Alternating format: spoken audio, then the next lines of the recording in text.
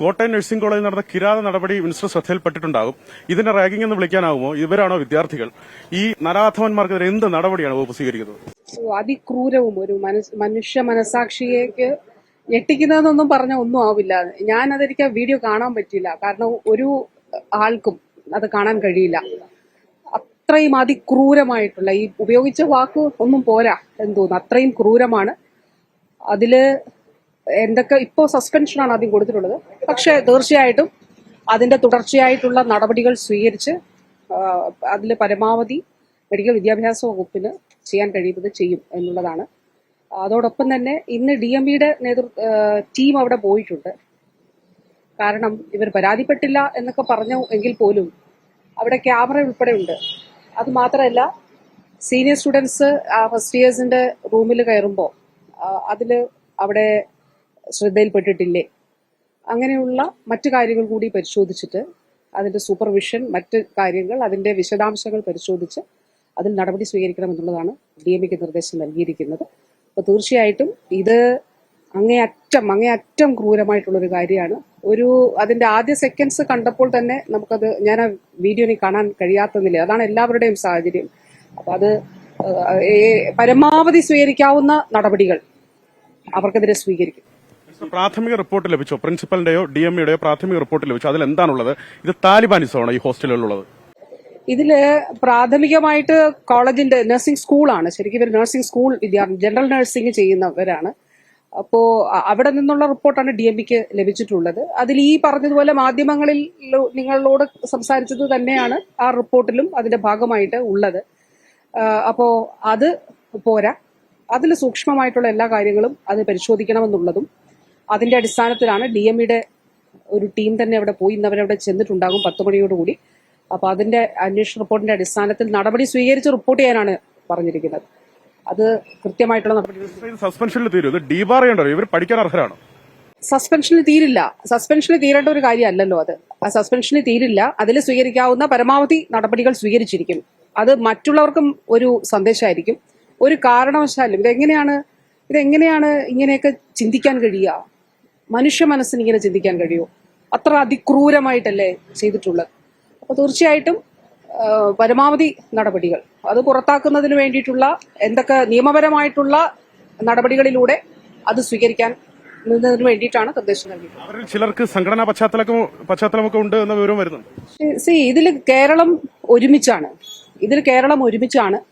ഇത് സംബന്ധിച്ച് തെറ്റ് ആര് ചെയ്താലും ആ തെറ്റ് തെറ്റായി തന്നെ കാണുകയുള്ളൂ. അത് ഒരു തരത്തിലും മറ്റൊരു തരത്തിൽ കാണില്ല. അത് തെറ്റ് തന്നെയാണ്.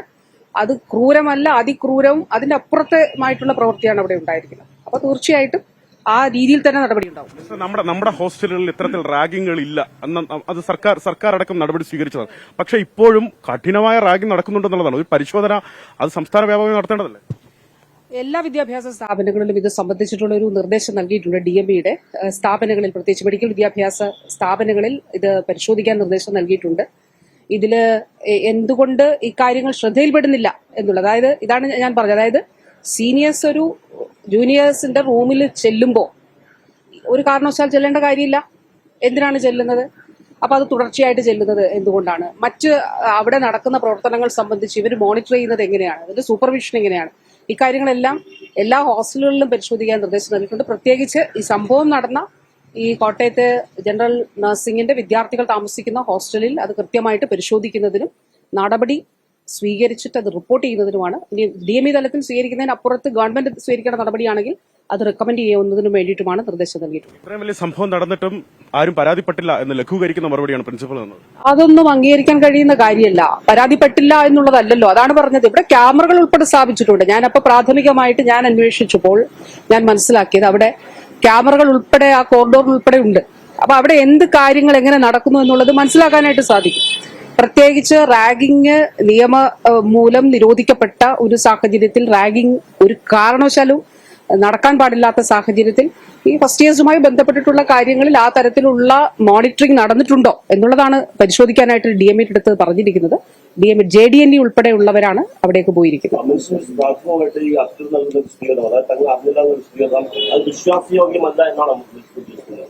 അല്ല, ഇത് പരാതിപ്പെട്ടില്ല എന്ന് അവർ പറഞ്ഞു എന്നുള്ളതാണ് മനസ്സിലായത്. പക്ഷെ പരാതിയല്ലല്ലോ, പരാതി വരുമ്പോൾ മാത്രമല്ല, നമ്മളൊരു ഹോസ്റ്റലുമായിട്ട് ബന്ധപ്പെട്ട്, പ്രത്യേകിച്ച് ഫസ്റ്റ് ഇയർ സ്റ്റുഡൻസ് താമസിക്കുന്ന ഇടവുമായി ബന്ധപ്പെട്ട് അത്തരത്തിലുള്ള പ്രവർത്തനങ്ങൾ നടക്കുന്നില്ല എന്നുള്ളത് കൂടി ഉറപ്പാക്കണമല്ലോ. അതാണ് ഞാൻ പറഞ്ഞത്. അവിടെ സംവിധാനങ്ങൾ ഒരുക്കിയിട്ടുണ്ട്. ഇത് റാഗിംഗ് ഉൾപ്പെടെയുള്ള കാര്യങ്ങൾ നടക്കാതിരിക്കുന്നതിന് വേണ്ടി, അത് മോണിറ്റർ ചെയ്യുന്നതിന് വേണ്ടിയിട്ടുള്ള സംവിധാനങ്ങളുണ്ട്. അപ്പൊ അത് ഉത്തരവാദിത്തപ്പെട്ടവർ അത് ചെയ്തിട്ടില്ലേ എന്നുള്ളത് പരിശോധിക്കും. ഇത് പാർട്ടിയും പാർട്ടി ജില്ലാ സെക്രട്ടറി ഇതിന്റെ കാര്യങ്ങൾ പറഞ്ഞിട്ടുണ്ട്. പാർട്ടിയുടെ പരിപാടിയിലാണ് അത്. പാർട്ടിയും പാർട്ടി ജില്ലാ സെക്രട്ടറി കാര്യങ്ങൾ സംബന്ധിച്ച് പ്രതികരിച്ചിട്ടുണ്ട്. ഈ ആനാക്രമണത്തിൽ പരിക്കേറ്റവരുടെ അവരുടെ ആരോഗ്യസ്ഥിതി എങ്ങനെയുണ്ട്? അതില് കോഴിക്കോട് മെഡിക്കൽ കോളേജ് സൂപ്രണ്ടിന്റെ റിപ്പോർട്ട് അനുസരിച്ച് 2-3 പേർക്ക് സർജിക്കൽ ഇന്റർവെൻഷൻ ആവശ്യമായിട്ടുണ്ട്. ഇപ്പൊ 14 പേരാണ് ആകെ അവിടെ കൊണ്ടുവന്നത്. അപ്പൊ ആവശ്യമായിട്ടുള്ളവർക്ക് പൂർണ്ണമായിട്ടുള്ള ചികിത്സ നൽകുന്നതിന് വേണ്ടിയിട്ടുള്ള നിർദ്ദേശം നൽകിയിരുന്നു. ഇന്നലെ വൈകുന്നേരം തന്നെ സംഭവം ഉണ്ടായ ഉടനെ തന്നെ കൊയിലാണ്ടി താലൂക്ക് ആശുപത്രിയിലും അവിടെ കാഷ്വാലിറ്റിയിലുള്ള ഡോക്ടേഴ്സിനെ കൂടാതെ അധികം ഡോക്ടേഴ്സിനെ അവിടേക്ക് നിയോഗിച്ചിരുന്നു. അതുകൂടാതെ കോഴിക്കോട് മെഡിക്കൽ കോളേജിലെ എല്ലാ യൂണിറ്റ് ചീഫുകളും ഇന്നലെ ഡ്യൂട്ടിയിൽ ഇല്ലാതിരുന്ന മറ്റു യൂണിറ്റുകളിലെ ഡോക്ടേഴ്സ് ഉൾപ്പെടെ അവിടെ സന്നിഹിതരായിരുന്നു. അപ്പോൾ പൂർണ്ണമായി ചികിത്സ അതിന്റെ ഏറ്റവും നല്ല നിലയിൽ തന്നെ നൽകുന്നതിന് വേണ്ടിയിട്ടുള്ള നിർദ്ദേശമാണ് നൽകിയിട്ടുള്ളത്. നിലവിൽ ഇല്ല എന്നുള്ളതാണ് സൂപ്രണ്ട് നൽകിയിരിക്കുന്ന റിപ്പോർട്ട്. കോഴിക്കോട് മെഡിക്കൽ കോളേജിലെ സൂപ്രണ്ട് നൽകിയിരിക്കുന്ന റിപ്പോർട്ട്.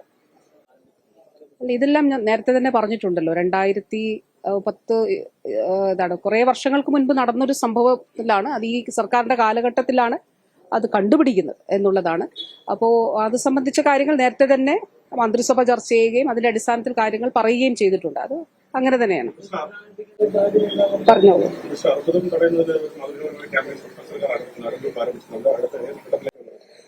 അത് വളരെ പ്രധാനപ്പെട്ട ഒരു കാര്യമാണ്. കാരണം നമ്മുടെ സംസ്ഥാനത്ത് ക്യാൻസർ രോഗികളുടെ എണ്ണം വലിയ രീതിയിൽ വർദ്ധിച്ചു വരുന്ന ഒരു കാലഘട്ടമാണ്. ഒരു വർഷം 65,000 മുകളിൽ, 65,000 മുതൽ 80,000 വരെ പുതിയ രോഗികൾ ഉണ്ടാകുന്ന ഒരു സംസ്ഥാനം കൂടിയാണ് കേരളം. പക്ഷെ ഏറ്റവും അതിൽ പ്രധാനപ്പെട്ട കാര്യം 3-ാമത്തെയോ 4-ാമത്തെ ഫേസിലാണ് ക്യാൻസർ കണ്ടുപിടിക്കുന്നത് എന്നുള്ളതാണ്. അപ്പോഴേക്കും ക്യാൻസർ ചികിത്സ വളരെ സങ്കീർണമാകും. ഈ ഇൻഷുറൻസ് ഒന്നും ഇല്ലാത്ത ആരോഗ്യ പരിരക്ഷയ്ക്ക് പുറത്തുള്ള ആളാണെങ്കിൽ വലിയ സാമ്പത്തിക പ്രതിസന്ധി ഉണ്ടാകും. അതുകൊണ്ടാണ് കേരളം പോലെ ആരോഗ്യ സാക്ഷരതയുള്ള ഒരു സംസ്ഥാനത്ത് എന്തിനാണ് ഈ 3-ാമത്തെയും 4-ാമത്തെയും ഫേസിലേക്ക് വെയിറ്റ് ചെയ്യുന്നത് എന്നുള്ളതാണ്. അപ്പൊ അതിന് ഫെബ്രുവരി 4-നാണ് ബഹുമാനപ്പെട്ട മുഖ്യമന്ത്രി ഉദ്ഘാടനം ചെയ്തത്. ഏതാണ്ട് 1 ലക്ഷത്തിലധികം സ്ത്രീകൾ പുതുതായി, എന്ന് വെച്ചാൽ നമ്മുടെ ഈ ശൈലി ആപ്പ് വഴിയുള്ള പോപ്പുലേഷൻ സ്ക്രീനിങ്ങിലും ചിലരെയൊക്കെ സംശയിച്ചിരുന്നില്ല, അവരൊക്കെ ഉൾപ്പെടെ 1 ലക്ഷത്തോളം ആളുകൾ സ്ക്രീൻ ചെയ്യപ്പെട്ടിട്ടുണ്ട്. ചിലയിടത്തെങ്കിലും അവരിൽ ക്യാൻസർ പോസിറ്റീവ് ആണ് എന്നുള്ളത്, മാലിഗ്നൻസി ഉണ്ട് എന്നുള്ളത് കണ്ടെത്തിയിട്ടുണ്ട്. അപ്പോൾ ഇതൊരു വലിയ ജനകീയമായിട്ടുള്ളൊരു മൂവ്മെന്റ് ആണ്. അതിൽ എല്ലാവരും പങ്കുചേരുന്നുണ്ട്. ഇപ്പോൾ സംഘടനകളും ഒക്കെ തന്നെ അതിന്റെ ഭാഗമായിട്ടുണ്ട്. ഇതിലെ നിയമസഭയിൽ ഉണ്ടായിരുന്നു. ഇപ്പോൾ അടുത്ത ദിവസം ടെക്നോ പാർക്കിൽ നടക്കാൻ പോകുന്നു, ഇൻഫോ പാർക്കിൽ നടക്കാൻ പ്രത്യേക ക്യാമ്പുകളും ഇതിന്റെ ഭാഗമായിട്ട് നടക്കുന്നുണ്ട്. എല്ലാ കുടുംബാരോഗ്യ കേന്ദ്രങ്ങളിലും താലൂക്ക് ജില്ലാ ആശുപത്രികളിലും മെഡിക്കൽ കോളേജും RCC MCC ഉള്ളിടങ്ങളിലെല്ലാം തന്നെ സ്ക്രീനിങ് സൗകര്യം ഒരുക്കിയിട്ടുണ്ട്. പ്രൈവറ്റ് ആശുപത്രികൾ, പല പ്രൈവറ്റ് ആശുപത്രികളും ഫ്രീ ആയിട്ട് ചെയ്തു കൊടുക്കാൻ ഞങ്ങൾ റെഡിയാണ്. അവരെ വിളിച്ചിരുന്നു. അപ്പോൾ അവര് ആ മീറ്റിംഗിൽ തന്നെ അവരത് സൗജന്യമായി ചെയ്തു കൊടുക്കാൻ തയ്യാറാണെന്ന് പറഞ്ഞിരുന്നു. ലാബുകൾ പകുതി റേറ്റിന് ഞങ്ങൾ ചെയ്തു കൊടുക്കാം എന്നുള്ളത് പറഞ്ഞിരുന്നു. കാരണം പ്രൈവറ്റിന് പോകേണ്ടവർക്ക്, സർക്കാർ മേഖലയിലുള്ളവർക്ക് BPL വിഭാഗത്തിന് മുഴുവൻ അത് ഫ്രീ ആയിട്ടാണ് ചെയ്യുന്നത്. മാമോഗ്രാം 350 രൂപയ്ക്കാണ് ചെയ്യുന്നത്. പുറത്ത് 3000 ഒക്കെ ചെയ്യുമ്പോൾ 350 APL വിഭാഗത്തിന്, BPLന് ഫ്രീ ആയിട്ടാണ് ചെയ്യുന്നത്. അതുകൊണ്ട് ഈ ഭയം മറികടന്നുകൊണ്ട് എല്ലാവരും ഈ സ്ക്രീനിങ്ങിന് വിധേയമാകണം എന്നുള്ളതാണ്. ആദ്യത്തെ 1 മാസം സ്ത്രീകൾക്ക് വേണ്ടിയിട്ടാണ്. അതിനുശേഷം എന്നാലും പുരുഷന്മാർക്ക് സ്ക്രീൻ ചെയ്യണമെങ്കിൽ തീർച്ചയായിട്ടും ചെയ്യാം. നമുക്ക് ഈ അടുത്ത 12 മാസം, ഈ 12 മാസം അതിനു വേണ്ടിയിട്ട് മാറ്റി വെച്ചിരിക്കുന്ന, അതിനു വേണ്ടിയിട്ടുള്ള ക്യാമ്പയിനാണ് നടക്കുന്നത്.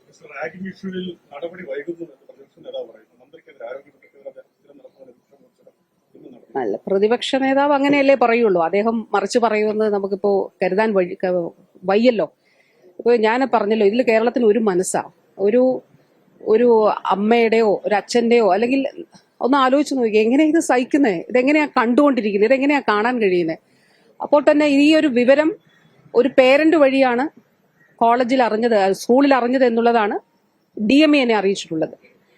ആ നിമിഷം തന്നെ ഈ വിദ്യാർത്ഥിയെ സസ്പെൻഡ് ചെയ്യുന്നതിനുള്ള നടപടി സ്വീകരിച്ചു. സസ്പെൻഡ് ചെയ്തു, പോലീസിലും റിപ്പോർട്ട് ചെയ്തു.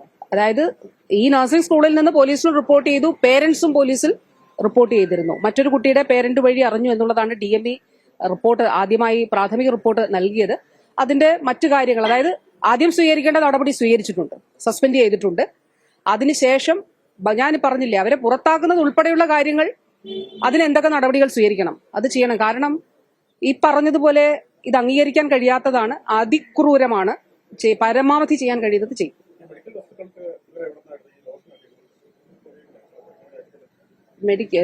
സ്റ്റുഡൻസ് അല്ലേ, നഴ്സിംഗ് സ്റ്റുഡൻസ് അല്ലേ, അവരും ഇതിന്റെ ഭാഗമായിട്ടുണ്ടല്ലോ.